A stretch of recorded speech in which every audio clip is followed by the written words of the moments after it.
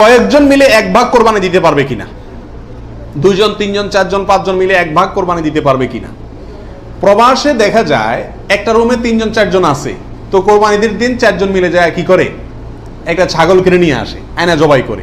তো চারজন মিলে যদি একটা ছাগল দেয় অথবা একটা অংশ গরুতে হোক অথবা ছাগলে হোক, কোরবানিতে যদি একাধিক ব্যক্তি যদি এক অংশ দেয়, কোরবানি হবে?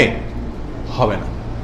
একটা অংশ একজন দিবে, সেখানে কয়েকজন যদি সেখানে অর্থায়ন করে, কয়েকজন ভাগ বসায় আর এক অংশ কয়েকজন মিলে দেয়, তাহলে কি হবে না? কোরবানি হবে না, ওটা গোশত খাওয়া হবে। প্রবাসে যারা যেসব ভাইয়েরা, লক্ষ লক্ষ ভাইয়েরা প্রবাসী আছেন, দেখা যায় যে 5 জন 6 জন 7 জন একটা রুমে আছেন, তো তারা সবাই মিলে একটা ছাগল কিনে এনে গোশত খান, কোরবানি তাদের উদ্দেশ্য থাকে না।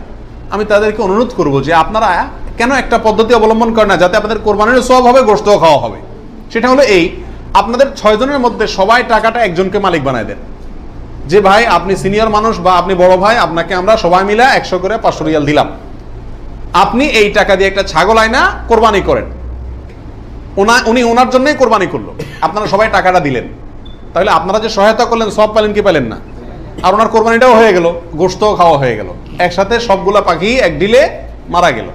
আর যদি সবাই ঈদের দিনই জবাই করবেন ছাগল, তাহলে কোরবানি কেন করবেন না? একটু চালাক হলেই কোরবানির সওয়াবটাও হয়ে যাচ্ছে, গোশত খাওয়াটাও হয়ে যাচ্ছে। প্রবাসী ভাইদের ভিতরে এই সমস্যাটা প্রচুর পরিমাণ দেখা যায়, যে 5-6 জন মিলে ছাগল কিনে কোরবানির নিয়ত কেউই করে না, অথবা সবাই মিলে কোরবানির নিয়ত করে, যার দুইটাই কি ভুল।